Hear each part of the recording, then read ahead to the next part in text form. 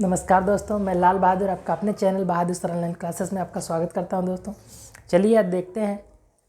हिंदी में हम लोग पढ़ रहे थे। आज हिंदी का 5वां लेक्चर जो है वर्णमाला के बारे में जो आखिरी लेक्चर होने वाला है, आज उसके बारे में देखेंगे। उसके बाद हम लोग देखेंगे समास के बारे में देखेंगे। उसके बाद हम लोग देखेंगे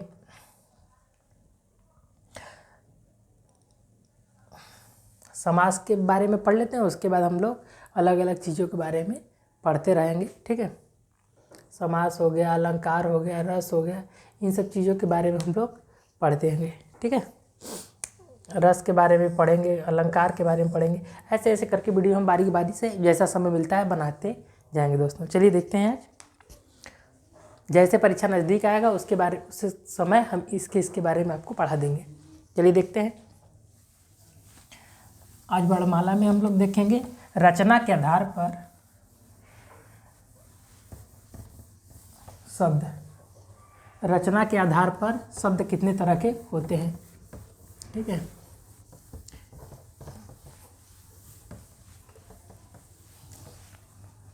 चलिए देखते हैं। रचना के आधार पे शब्द। यूपी पुलिस, यूपीपी के लिए देखेंगे रचना के आधार पर शब्द। रचना के आधार पर शब्द। जो रचना के आधार पर होते हैं, रचना के आधार पर 3 तरह के शब्द होते हैं, ठीक है। कौन कौन से? 1 2 3। कौन कौन से? एक होता है रूढ़ शब्द, एक होता है रूढ़ शब्द, एक होता है यौगिक शब्द, एक होता है योगारूढ़ शब्द। योगारूढ़ शब्द। अब देखिए, बहुत आसान भाषा में समझिए। रूढ़ शब्द किसको कहते हैं, यौगिक शब्द किसको कहते हैं, और योगरूढ़ शब्द किसको कहते हैं? रूढ़ शब्द उसको कहेंगे जिसका विच्छेद करने पर उसका कोई अर्थ न निकले। जिसका विच्छेद करने पर उसका कोई अर्थ न निकले। अब कहिए विच्छेद या खंड, कहिए विच्छेद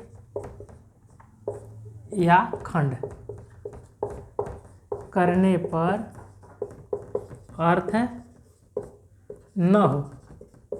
जिसका हम लोग विच्छेद करें, संधि विच्छेद करें या उसका खंड करें तो उसका कोई अर्थ न निकले, उसे हम लोग कहते हैं योगरूढ़ शब्द। उसको हम लोग क्या कहते हैं? योगरूढ़ शब्द। जैसे उदाहरण देख लेते हैं। उदाहरण में कौन कौन से उदाहरण है? मान लीजिए जैसे घोड़ा। क्या घोड़ा का संधि विच्छेद हो सकता है? क्या घोड़ा का संधि विच्छेद कर सकते हो क्या? मतलब जिसका संधि विच्छेद न किया जा सके, जिसका संधि विच्छेद न किया जा सके उसे कहते हैं रूढ़ शब्द। या जिसका खंड न किया जा सके उसे हम लोग कहते हैं रूढ़ शब्द। या खंड कर दो तो उसका कोई अर्थ ही न निकले तो उसे हम लोग क्या कहेंगे? रूढ़ शब्द। जैसे घोड़ा हो गया हमारा, और बताइए, हमारा मुख हो गया, और बताइए हमारा घर हो गया, और बताइए ऐसे ऐसे जितने भी शब्द हैं, ठीक है, जिनका हम लोग संधि विच्छेद नहीं कर सकते उसे हम लोग कहेंगे रूढ़ शब्द, ठीक है। चलिए आगे बढ़ते हैं। अब देखिए यौगिक शब्द किसको कहेंगे? जिसका विच्छेद किया जा सके।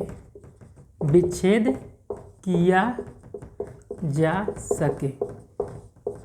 जिसका विच्छेद किया जा सके मतलब जिसका संधि विच्छेद किया जा सके। जिन शब्दों का संधि विच्छेद हम लोग कर सकते हैं उन्हें हम लोग यौगिक शब्द कहते हैं। या संधि विच्छेद किया जा सके, या विच्छेद करने पर अर्थ हो, या खंड करने पर अर्थ हो। खंड करने पर अर्थ हो। जिन शब्दों का हम लोग संधि विच्छेद कर सकें, जिन शब्दों का हम संधि विच्छेद कर सकें और संधि विच्छेद करने पर दोनों का अर्थ हो, ऐसे शब्दों को हम लोग यौगिक शब्द कहते हैं। ऐसे शब्दों को हम लोग यौगिक शब्द कहते हैं। जैसे उदाहरण के लिए देख लीजिए, जैसे परिश्रम। परिश्रम, इसका विच्छेद हो जाएगा कि नहीं? परिश्रम का हो जाएगा परि प्लस श्रम, ऐसे हो जाए। और देखिए राजपुत्र, जिसका विच्छेद हो जाए वो हमारा क्या है? यौगिक शब्द। राजपुत्र का क्या होगा? राजा प्लस पुत्र, राजा प्लस पुत्र। और ऐसे तमाम चीज़ें हैं, जैसे श्रमशील है, श्रमशील शील, इसको भी अलग कर सकते हैं, श्रम प्लस शील, ठीक है, श्रम प्लस शील। ऐसे ही देखिए जिसका तुम कर पाओगे। विद्यालय, विद्यालय को हम लोग क्या विच्छेद कर सकते हैं, ये तो बहुत सबको आता है, विद्या प्लस आलय। तो जिसका भी संधि विच्छेद हो जाएगा, ठीक है, और उसका कुछ अर्थ भी अलग अलग करने पे निकलेगा, उसको हम लोग कहेंगे यौगिक शब्द। अब देखिए योग रूढ़ शब्द किसको कहते हैं, इसको नोट बनाते जाएंगे, लिखते जाएंगे, परीक्षा में बार बार पूछा जाता है। शब्द कोई दे देगा, पूछेगा बताइए योग रूढ़ शब्द है कि यौगिक शब्द है कि रूढ़ शब्द है, क्या है, ठीक है। अब देखिए योग रूढ़ शब्द किसको कहते हैं, ऐसे शब्द जो यौगिक, हेलो, देखिए योग रूढ़ शब्द किसको कहेंगे, ऐसे शब्द जिसका कोई विशेष अर्थ हो, ठीक है, और वो यौगिक भी हो। ये ऐसे शब्द जो यौगिक हो, ऐसे शब्द जो यौगिक शब्द हो और उसका कोई विशेष अर्थ हो, उसका क्या हो, कोई विशेष अर्थ, उसका कोई सामान्य अर्थ ना हो, बल्कि उसका क्या हो, विशेष अर्थ हो। योग रूढ़ शब्द किसको कहेंगे, योग रूढ़ शब्द यौगिक शब्द है एक तरह से, वे क्या होता है, एक सामान्य अर्थ न देकर, उसका जब हम लोग विच्छेद करेंगे तो सामान्य अर्थ न देकर एक विशेष अर्थ देने लगेंगे, ठीक है, एक सामान्य अर्थ न देकर क्या देंगे, एक विशेष अर्थ देंगे, ठीक है, उसे कहेंगे योग रूढ़ शब्द। और इसके लिए हम जानेंगे जितने भी बहुब्रीहि होते हैं, बहुब्रीहि समास के होते हैं, जितने भी बहुब्रीहि समास होते हैं वो सभी योग रूढ़ शब्द होते हैं, ठीक है। जितने भी बहुब्रीहि समास के होते हैं सबके सब क्या होते हैं, योग रूढ़ शब्द होते हैं। जैसे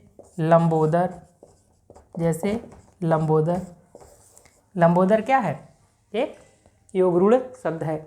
ऐसे ही नीलकंठ,